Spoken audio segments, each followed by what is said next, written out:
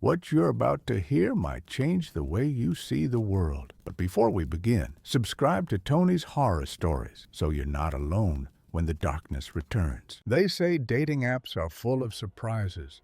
You expect awkward dates, ghosting, maybe even meeting someone decent.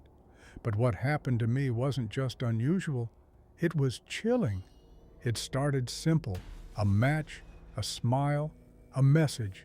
Her name was Claire. Sweet, simple, nothing out of the ordinary. But the deeper I went, the more I realized something wasn't right. What began as harmless curiosity became a waking nightmare I still haven't escaped. It was a boring, rainy Sunday, the kind of day where you swipe out of habit just to feel something. I downloaded a dating app I hadn't used in months.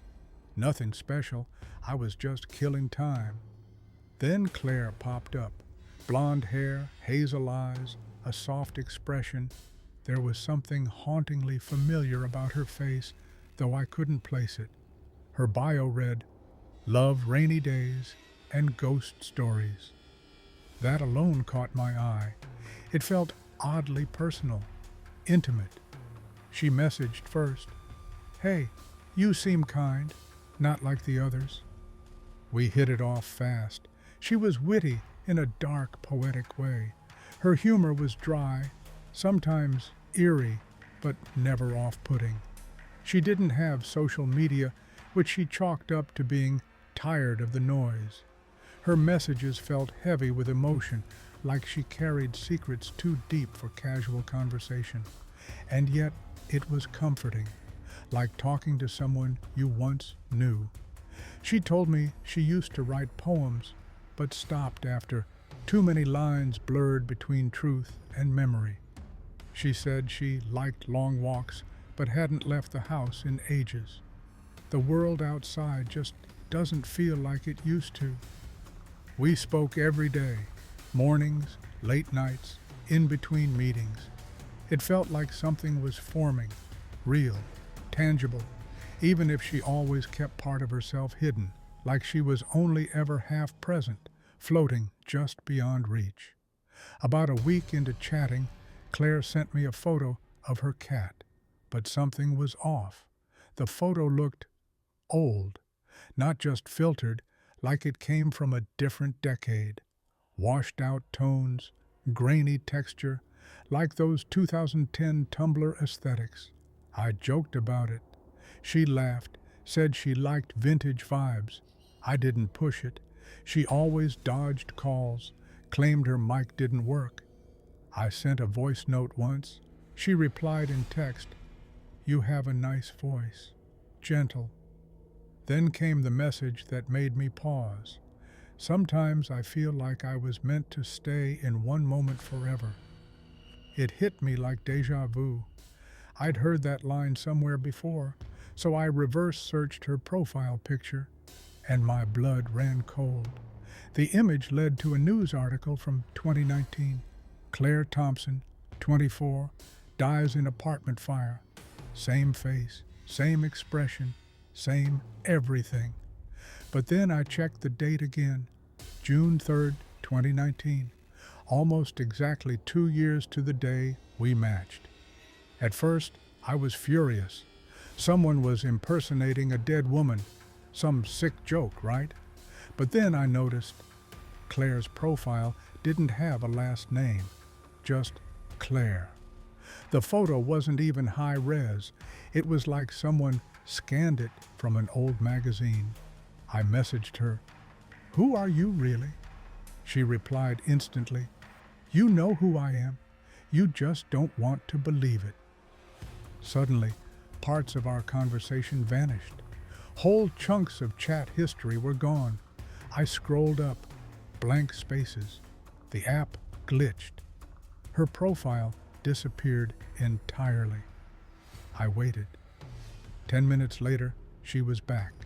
Same photo, same bio, same first message. "Hey, you seem kind, not like the others." I replied, "Why me?" Her response chilled me to the bone.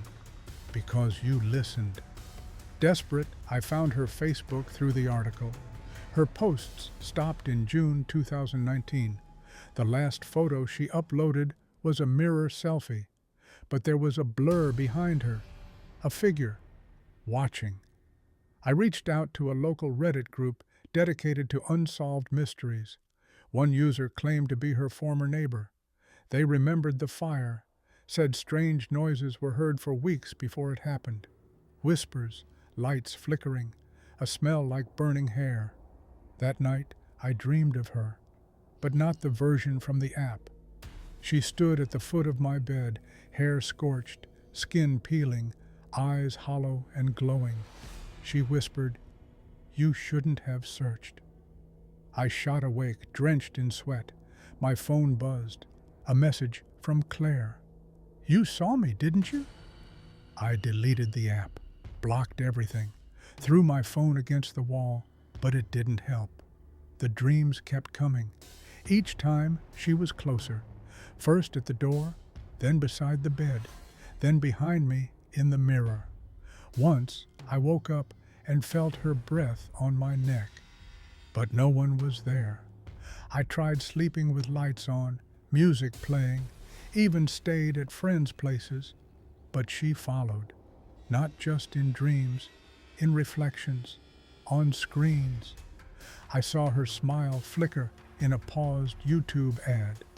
Her eyes blinked in my laptop's sleep mode, and she kept messaging, even after I changed phones, even when I disconnected from the internet.